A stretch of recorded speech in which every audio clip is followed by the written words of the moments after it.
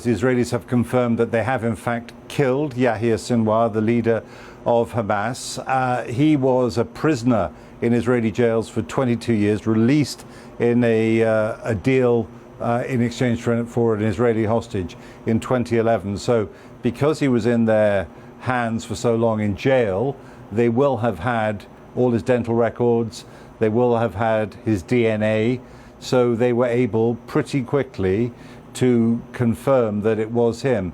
The incident in which he was killed took place in Rafah, in the southern part of the Gaza Strip, yesterday, and it wasn't some kind of well-planned special forces operation or a tip or anything like that. It seems, reports in Israel are saying, that it was a chance encounter. A unit that was in the area saw movement in a house that they didn't like the look of, so they opened fire with a tank and they brought a lot of the house down. And you can see in the pictures that are circulating, still photographs, that lying in the rubble surrounded by Israeli soldiers is a man who looks very like Yahya Sinwar. But apparently initially the soldiers weren't sure or didn't know who it was they'd killed, and then the penny dropped that there was this resemblance. The photos that they've released actually show a senior officer there, a colonel, so he would have been their boss, who'd been brought in, and by then I think the penny was dropping. So they will have taken samples and done that testing. So by just the end of the afternoon, the confirmation came. Which just demonstrates what you've been saying for quite a few months now, which is that the Israeli military just didn't know where he had been. Well, not at all. He has evaded them. They've managed to kill the guy who was his sort of right-hand man. He was killed some months ago. But no, they have. He's kept his security pretty tight around himself. He clearly has not been using electronic devices that might have given away his position, nor the people around him. But they came upon him. It's interesting because, you know, the vision certainly that I had had of Sinwar was a man who was probably existing mostly underground. But here he was in an area where Israeli soldiers were operating, and the dead body in the photos is wearing combat gear. And so he was out and about. I mean, whether this was a rare trip out or whether he was, frequently seen by his men, I honestly don't know. But, he was not apprehended in an underground tunnel. He was there in a house. And I'm sorry to ask such a basic question about such a complicated situation as this conflict in Gaza. But my first reaction when I got the push alert saying that the initial reports were that they thought he might be dead, my initial reaction was, oh, maybe that means the war in Gaza will come to an end, because this seems to be the Israelis achieving one of their main war objectives. But is it? It is one of their main war objectives, but they've got two others in Gaza that they have repeated endlessly, which is total victory, as Netanyahu always describes it, and he is saying very similar things tonight. He's just released a video statement, and they've said that the hostages are still there. They still want to destroy Hamas. Those are two major war aims. Yes, they have Sinwar, but in his video statement, Netanyahu said something along the lines of, the war goes on. He's also said that if any Hamas people want to lay down their arms and surrender, then they will be allowed to live and to leave Gaza and go into exile. So that offer is on the table. But he's saying the war does not end just because we've got Sinwar. He's been very explicit about that. Now, of course, his critics in Israel, of which there are very many, say that actually he wants to prolong the war for his own political reasons, to stay in office, to avoid a day of reckoning about his responsibility for the security failures that led to Hamas being able to attack Israel and kill so many people and take hostages on the 7th of October last year. And his very many opponents and enemies in Israel say that another reason he's doing this is because that if he left office, he would be back on trial, a trial that's already been going on for some years, on serious corruption charges, which, if found guilty, he could end up, like one of his predecessors, in jail.